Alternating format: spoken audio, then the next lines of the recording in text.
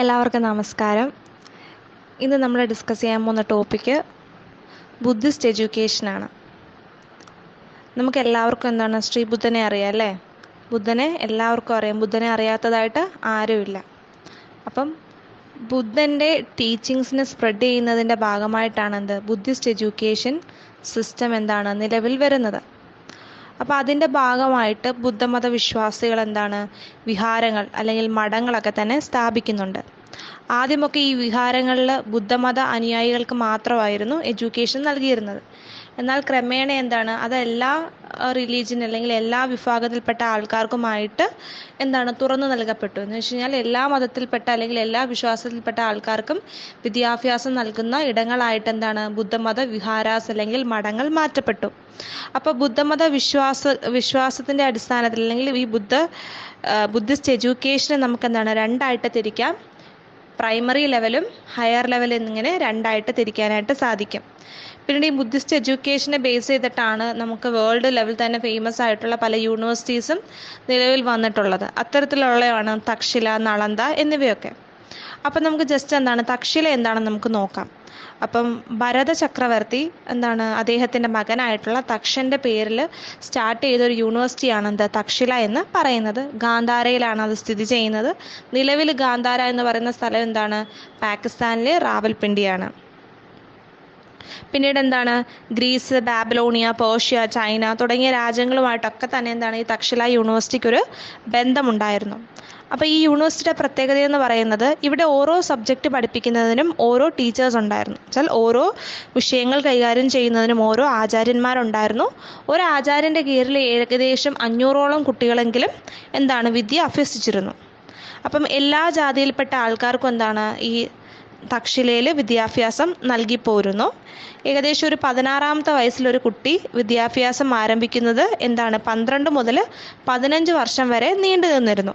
അപ്പോൾ ഇവയ്ക്ക് പിന്നീട് 18 വേദങ്ങളും വേദാസും അതുപോലെ 18 വിദ്യകൾ എന്നിവയൊക്കെ ആയിരുന്നു ഇവിടുത്തെ പാഠ്യപദ്ധതിയിൽ ഉൾപ്പെടുത്തിയിരുന്നത്. ഇതുകൂടാതെ മന്ത്രങ്ങൾ, തന്ത്രങ്ങൾ എന്നിവയൊക്കെ തന്നെ പഠിപ്പിച്ചു. പിന്നീട് നമ്മൾ പറഞ്ഞു 18 വിദ്യകളെന്ന് പറഞ്ഞു. അതിൻ്റെ അകത്ത് എന്തൊക്കെയായിരിക്കും? ആയുർവേദ, നിയമം, ശാസ്ത്രവിദ്യ, സസ്യശാസ്ത്രം തുടങ്ങിയ കാര്യങ്ങളൊക്കെയാണ് ഈ 18 വിദ്യകൾ എന്നതിൻ്റെ അകത്ത് ഉൾപ്പെട്ടിരുന്നത്. പിന്നീട് പിൽക്കാലത്ത് അലക്സാണ്ടർ ചക്രവർത്തി നമ്മുടെ തക്ഷശില യൂണിവേഴ്സിറ്റി അറ്റാക്ക് ചെയ്യുന്നതായിട്ടൊക്കെ നമുക്ക് കാണാനായിട്ട് സാധിക്കും. പിന്നീട് ചന്ദ്രഗുപ്ത ചക്രവർത്തിയുടെ കീഴിലൊക്കെ തന്നെ ഈ തക്ഷശില യൂണിവേഴ്സിറ്റി നിലനിൽക്കുന്നുണ്ട്. പിന്നീട് സെക്കൻഡായിട്ട് ഇമ്പോർട്ടൻസ് ഉള്ള മറ്റൊരു യൂണിവേഴ്സിറ്റിയാണ് നളന്ദ. ഈ തക്ഷശിലയെ പോലെ തന്നെ നമ്മുടെ ഭാരതത്തിലെ ഏറ്റവും പ്രശസ്തമായിട്ടുള്ള യൂണിവേഴ്സിറ്റീസിലൊന്നാണ് നളന്ദ എന്ന് പറയുന്നത്. ഇത് എവിടെയാണ്? ബീഹാറിലെ പട്നയിലാണ് സ്ഥിതി ചെയ്യുന്നത്. ബീഹാറിലെ പാട്നയിലാണ് നളന്ദ യൂണിവേഴ്സിറ്റി സ്ഥിതി ചെയ്യുന്നത്. ഒരു BC 4ാം നൂറ്റാണ്ടൊക്കെ ആയപ്പോഴത്തേക്ക് അശോക ചക്രവർത്തി ഇവിടെ ഒരു ബുദ്ധിസ്റ്റ് വിഹാര നിർമ്മിക്കുന്നതായിട്ട് നമുക്ക് കാണാനായിട്ട് സാധിക്കും. ഗുപ്ത കാലഘട്ടങ്ങളിലൊക്കെ ഈ ഒരു യൂണിവേഴ്സിറ്റിക്ക് വേണ്ടിയിട്ട് 200ഓളം ഗ്രാമങ്ങളുടെ വരുമാനം തന്നെ മുഴുവനായിട്ട് ചിലവഴിച്ചതായിട്ടാണ് പറയപ്പെടുന്നത്. അതുപോലെ ഏകദേശം ഒരു 5ാം നൂറ്റാണ്ട് മുതൽ 13ാം നൂറ്റാണ്ട് വരെ നളന്ദ യൂണിവേഴ്സിറ്റിയുടെ ഗോൾഡൻ ഏജ് ആയിരുന്നു, അല്ലെങ്കിൽ ഒരു സുവർണ കാലഘട്ടമായിരുന്നു നമുക്ക് പറയാം. ഇനി നമ്മൾ നോക്കാൻ പോകുന്ന ബുദ്ധിസ്റ്റ് എഡ്യൂക്കേഷൻ്റെ എയിംസ് ആണ്. അൾട്ടിമേറ്റ് എയിം എന്ന് പറയുന്നത് സാൽവേഷൻ അല്ലെങ്കിൽ നിർവ്വാണയാണ്. നിർവ്വാണ എന്ന് പറയുന്നത് മനുഷ്യൻ്റെ ജീവിതം എന്ന് പറയുന്നത് ദുഃഖത്തിനും ദുരിതങ്ങളും കൊണ്ട് നിറഞ്ഞതാണ്. അപ്പോൾ അതിൽ നിന്നും മനുഷ്യ മനസ്സിനെ മോചിപ്പിക്കുക എന്നതാണ് നിർവ്വാണ എന്നതുകൊണ്ട് ഉദ്ദേശിക്കുന്നത്. അതുപോലെ സ്വഭാവ രൂപീകരണം, അതുപോലെ സമൂഹത്തോട് ഉത്തരവാദിത്തമുള്ള ഒരു കൂട്ടം വിദ്യാർത്ഥികളെ രൂപീകരിക്കുക, അതുപോലെ ക്രാഫ്റ്റ്, വ്യാപാരം, ബിസിനസ് തുടങ്ങിയ കാര്യങ്ങളൊക്കെ തന്നെ പഠിപ്പിക്കുക. എന്ന് വെച്ചാൽ വൊക്കേഷണൽ കോഴ്സുകൾ, തൊഴിലധിഷ്ഠിതമായിട്ടുള്ള രീതിയിൽ കുട്ടികളെ ഉയർത്തിക്കൊണ്ടുവരിക. പിന്നെ സ്വഭാവ രൂപീകരണം, സമഗ്ര വികസനം, ഓൾറൗണ്ട് ഡെവലപ്മെൻറ്റ്, ഒരു വിദ്യാർത്ഥിയുടെ ഓൾറൗണ്ട് ഡെവലപ്മെൻറ്റ് തുടങ്ങിയ കാര്യങ്ങളായിരുന്നു ബുദ്ധിസ്റ്റ് എഡ്യൂക്കേഷൻ്റെ എയിം.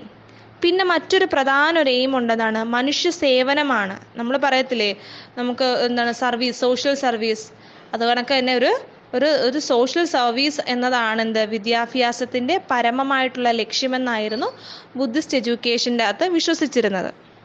ഇനി നമ്മൾ നോക്കുന്നത് ബുദ്ധമതകാലത്തെ വിദ്യാഭ്യാസത്തിൻ്റെ സവിശേഷതകളാണ്. അതിലൊന്ന് സാർവത്രിക വിദ്യാഭ്യാസം, എല്ലാവർക്കും വിദ്യാഭ്യാസം എന്ന് പറയുന്ന ആശയമാണ്. അപ്പോൾ ബുദ്ധമത വിദ്യാഭ്യാസ കേന്ദ്രങ്ങളിൽ എല്ലാ ജാതിയിൽപ്പെട്ട ആൾക്കാർക്കും എന്താണ് പ്രവേശനം ഉണ്ടായിരുന്നു. പ്രവേശനം ഇല്ലാത്തത് ഇപ്പോൾ രോഗാവസ്ഥയിലുള്ളവർ, അംഗവൈകല്യമുള്ള ആളുകൾ, കുറ്റവാളികൾ, നല്ല നടപ്പില്ലാത്ത ആളുകൾക്കൊക്കെ മാത്രമായിരുന്നു എഡ്യൂക്കേഷൻ നിഷേധിച്ചിരുന്നത്. അപ്പോൾ ഈ കാലഘട്ടത്തിൽ സ്ത്രീകളെ വിഹാരങ്ങളിൽ പ്രവേശിപ്പിച്ചിരുന്നു. അപ്പോൾ അക്കാലത്ത് സ്ത്രീകളുടെ എഡ്യൂക്കേഷന് വളരെയധികം ഇമ്പോർട്ടൻസും പുരോഗതിയും ഒക്കെ തന്നെ ഉണ്ടായിരുന്നു. അപ്പോൾ സ്ത്രീകൾക്ക് വേണ്ടിയിട്ട് പ്രത്യേക വിഹാരങ്ങളൊക്കെ തന്നെ സ്ഥാപിക്കപ്പെട്ടിരുന്നു. രണ്ടാമത്തെ മെയിൻ പോയിന്റ് ബുദ്ധ സംഘങ്ങളാണ്. ബുദ്ധമതകാല വിദ്യാഭ്യാസം ഗുരുകുല സമ്പ്രദായം വിട്ട് ഒരു സംഘടിതമായിട്ടുള്ളൊരു വിദ്യാഭ്യാസത്തിൻ്റെ സ്വഭാവം കൈവരിച്ചു എന്ന് വേണമെങ്കിൽ നമുക്ക് പറയാനായിട്ട് പറ്റും. അപ്പോൾ നമ്മൾ പറഞ്ഞു ബുദ്ധമത വിഹാരങ്ങളിലായിരുന്നു പഠനങ്ങൾ നടന്നത് എന്ന് പറഞ്ഞു. ഇപ്പം ഈ പഠനങ്ങളെ നിയന്ത്രിച്ചതും നടത്തിയിരുന്നതും ആരാണ്? സംഘങ്ങളാണ്. ഈ സ്ഥാപനങ്ങളാണ് സംഘങ്ങളെന്ന് അറിയപ്പെട്ടത്. സംഘങ്ങളിലൂടെ ആയിരുന്നു വിദ്യാഭ്യാസം നൽകി പോരുന്നത്. നെക്സ്റ്റ് ഏറ്റവും ഇമ്പോർട്ടൻ്റ് ആയിട്ടുള്ളൊരു കാര്യമാണ് പബജ. പബജ എന്ന് പറയുന്ന ഒരു ആചാരമാണ്. അതിൻ്റെ പബജ എന്നതിൻ്റെ മീനിങ് പുറത്തേക്ക് പോവുക എന്നാണ് ഇതിൻ്റെ അർത്ഥം. അപ്പം ഒരു കുട്ടി സംഘത്തിൽ ചേരാൻ വേണ്ടിയിട്ട് വീട് വിട്ട് പുറത്തേക്ക് പോകുന്നതിൻ്റെ സൂചനയാണെന്ത്? ഈ പബജ എന്ന ആചാരം. 8-ാം വയസ്സിലായിരിക്കും ഈ ഒരു ആചാരം നടത്തപ്പെടുന്നത്. ഈ ചടങ്ങിൽ വെച്ച് കുട്ടിയുടെ തല മുണ്ടനം ചെയ്ത് പീത വസ്ത്രം ധരിച്ച് ഗുരുവായ ബുദ്ധ സന്യാസിയുടെ പാദത്തിൽ സാഷ്ടാംഗ നമസ്കാരമൊക്കെ ചെയ്യുന്നു. അതിനുശേഷം ചമ്രം പണിഞ്ഞ് തറയിലിരുന്ന് 3 ശരണങ്ങൾക്കും പ്രതിജ്ഞയും 3 ശരണങ്ങളും പ്രതിജ്ഞയും എടുക്കുന്നുണ്ട്. അതെന്താണ്? ബുദ്ധം ശരണം ഗച്ഛാമി, ധർമ്മം ശരണം ഗച്ഛാമി, സംഘം ശരണം ഗച്ഛാമി എന്നിങ്ങനെ. അപ്പം ഈ 3 ശരണങ്ങൾ അല്ലെങ്കിൽ 3 ശരണങ്ങളും 3 തവണ ഈ കുട്ടി പ്രതിജ്ഞ എടുക്കണം. പിന്നീട് ഇങ്ങനെ ഈ ഒരു ചടങ്ങ് കഴിയുന്നതോട് കൂടിയിട്ട് കുട്ടിയെ നമ്മൾ ഈ ഒരു പഠിതാവിനെ നമ്മൾ ശ്രമണൻ എന്ന പേരിലാണ് അറിയപ്പെടുന്നത്. ശ്രമണൻ, സമീർ എന്നുള്ള പേരുകളിലൊക്കെ തന്നെ അറിയപ്പെടുന്നു. ഇത് 10-ാം വയസ്സിൽ, പിന്നീട് ഇതിനു ശേഷം 20-ാം വയസ്സിൽ ഉപസമ്പാദ എന്ന് പറയുന്ന മറ്റൊരു ചടങ്ങ് കൂടി നടക്കുന്നുണ്ട്. അപ്പോൾ വിഹാരത്തിൽ സ്ഥിരമായിട്ട് പാർക്കാൻ അർഹനാണോ എന്ന് തീരുമാനിക്കുകയാണ് ഈ ഉപസമ്പാദ എന്ന് പറയുന്ന ആ ഒരു ചടങ്ങിൻ്റെ ലക്ഷ്യം. അപ്പം ഈ ഒരു ചടങ്ങ് കഴിഞ്ഞാൽ പിന്നീട് ബുദ്ധ സന്യാസിയെ അല്ലെങ്കിൽ ഈ പഠിക്കുന്ന ഈ കുട്ടിയുണ്ടല്ലോ, ഈ കുട്ടിയെ ഭിക്ഷു എന്നും സന്യാസിനി ഭിക്ഷുണി എന്നും വിളിച്ചു പോന്നു. അപ്പം മൊത്തം വിദ്യാഭ്യാസ കാലം എന്ന് പറയുന്നത് 22 വർഷമായിരുന്നു. പബജയ്ക്ക് ശേഷം 12 വർഷവും ഉപസമ്പാദയ്ക്ക് ശേഷം 10 വർഷവും. പിന്നീട് നെക്സ്റ്റ് അധ്യാപക വിദ്യാർത്ഥി ബന്ധമാണ്. അധ്യാപകരെല്ലാം തന്നെ വലിയ പണ്ഡിതന്മാരായിരുന്നു, പക്ഷെ ബ്രാഹ്മൺസ് അല്ല. അപ്പം അധ്യാപകന് വിദ്യാർത്ഥിയോടുള്ള ബന്ധം എന്ന് പറയുന്ന ഒരു അച്ഛനും മകനും അല്ലെങ്കിൽ അച്ഛനും മകൾ എന്നതുപോലെയായിരുന്നു. അപ്പോൾ ഗുരുക്കളെ ശുശ്രൂഷിക്കുക, ഭിക്ഷാടനം നടത്തുക, ദിവസത്തിൽ 3 തവണ മാത്രമേ ഭക്ഷണം കഴിക്കാവൂ, 3 കഷണം വസ്ത്രം മാത്രമേ ധരിക്കാവൂ, ശുദ്ധജലത്തിൽ കുളിക്കുക, അച്ചടക്കത്തോടെ ജീവിക്കുക. ഇതൊക്കെ വിദ്യാർത്ഥികൾ നിർബന്ധമായിട്ടും പാലിക്കേണ്ട ചില കാര്യങ്ങളായിരുന്നു. പിന്നീട് ഇവരുടെ കരിക്കുലം, പാഠ്യപദ്ധതിയെക്കുറിച്ച് നമുക്ക് നോക്കാം. ഈ ഒരു ടൈമിൽ മതധർമ്മങ്ങൾ, ദർശനം, മെറ്റാഫിസിക്സ്, വൈദ്യശാസ്ത്രം, ഭരണനിർവഹണം, യുക്തിവാദം തുടങ്ങിയ സബ്ജക്റ്റുകൾക്കായിരുന്നു കൂടുതൽ ഇമ്പോർട്ടൻസ് കൊടുത്തിരുന്നത്. അതുപോലെ ത്രിപീഡികാസ് തുടങ്ങിയ തത്വചിന്ത, ഗ്രാമർ തുടങ്ങിയ സബ്ജക്റ്റുകളൊക്കെ തന്നെ ഇവിടെ പഠിക്കാനായിട്ടുണ്ടായിരുന്നു. ഇതിൽ ത്രിപീഡിക, അതുപോലെ തത്വചിന്ത, ഗ്രാമർ, ഹിന്ദുമതം തുടങ്ങിയതൊക്കെ പഠിച്ചിരുന്നത് ബുദ്ധമത സന്യാസികൾ തന്നെയായിരുന്നു. അല്ലാതുള്ള മറ്റ് സബ്ജക്റ്റുകൾ ഏതാണ്? ഭരണനിർവഹണം, വൈദ്യശാസ്ത്രം, യുക്തിവാദം, ദർശനം, അതൊക്കെ സാധാരണക്കാരായിട്ടുള്ള ആൾക്കാർക്ക് വേണ്ടിയിട്ടുള്ള പഠന വിഷയങ്ങളായിരുന്നു. നെക്സ്റ്റ് പോയിന്റ് ബോധന രീതികളാണ്, ടീച്ചിങ് മെത്തേഡ്സ്.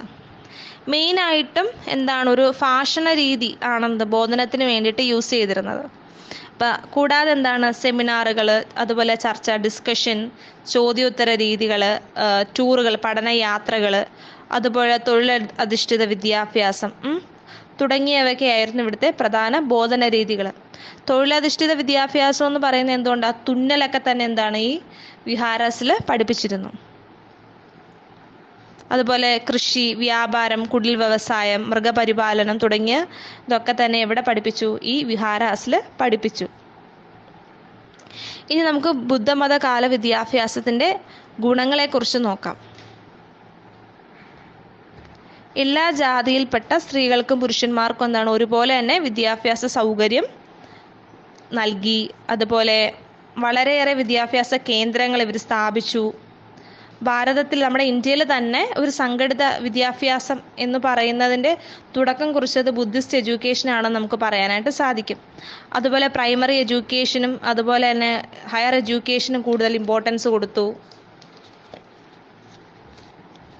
പിന്നീട് പ്രധാനമായിട്ടൊരു കാര്യം നമ്മൾ പറഞ്ഞു, ഈ ബുദ്ധൻ്റെ ടീച്ചിങ്സ് ഇവിടെ പഠിപ്പിച്ചിരുന്നു എന്ന് പറഞ്ഞില്ലേ? പഠിപ്പിച്ചത് പാലി ആൻഡ് സാൻസ്ക്രിറ്റ് ലാംഗ്വേജിലായിരുന്നു ക്ലാസ്സുകളെല്ലാം തന്നെ എടുത്തിരുന്നത്. പിന്നെ ഒരു പ്രധാനപ്പെട്ട മെറിറ്റാണ് ബുദ്ധമത വിദ്യാഭ്യാസം അല്ലെങ്കിൽ ബുദ്ധിസ്റ്റ് എഡ്യൂക്കേഷനാണ് എന്താണ് ജനങ്ങളിലേക്ക് ഇറങ്ങി ചെല്ലുന്നത്, അല്ലെങ്കിൽ ജനങ്ങളുടെ ആവശ്യങ്ങളെ പരിഗണിച്ചുകൊണ്ടുള്ള ഒരു ജനായത്ത സ്വഭാവം പുലർത്തിയത് ബുദ്ധിസ്റ്റ് എഡ്യൂക്കേഷനായിരുന്നു. പിന്നീട് ഇതിൻ്റെ ഒരു ലിമിറ്റേഷൻ, പരിമിതികൾ എന്തൊക്കെയാണ്? നമ്മൾ പറഞ്ഞു ബുദ്ധമതം എന്ന് പറയുന്നത് മതധർമ്മത്തിന് നൽകിയ ആ ഒരു ഇമ്പോർട്ടൻസ് മൂലം എന്ത് പറ്റി? ബുദ്ധമതകാല വിദ്യാഭ്യാസവും ഒരു ക്രമേണ എന്താണ് ഒരു ഏകപക്ഷീയമായിട്ട് മാറി. ബുദ്ധമതത്തിൻ്റെ ഇതിനു വേണ്ടി ഇമ്പോർട്ടൻസ് കൊടുത്തുകൊണ്ട് തന്നെ കുറേ കാലങ്ങൾ കഴിഞ്ഞപ്പോഴത്തേക്ക് എന്താണ് ഒരു ഏകപക്ഷീയമായി ചില ബുദ്ധമതത്തിന് മാത്രം പ്രാധാന്യം കൊടുക്കുന്നു എന്ന രീതിയിലേക്ക് മാറ്റപ്പെട്ടു. ഇന്ന് നമ്മൾ ഡിസ്കസ് ചെയ്ത ബുദ്ധിസ്റ്റ് എഡ്യൂക്കേഷൻ എന്ന് പറഞ്ഞ ടോപ്പിക് എല്ലാവർക്കും മനസ്സിലായെന്ന് വിചാരിക്കുന്നു. Thank you.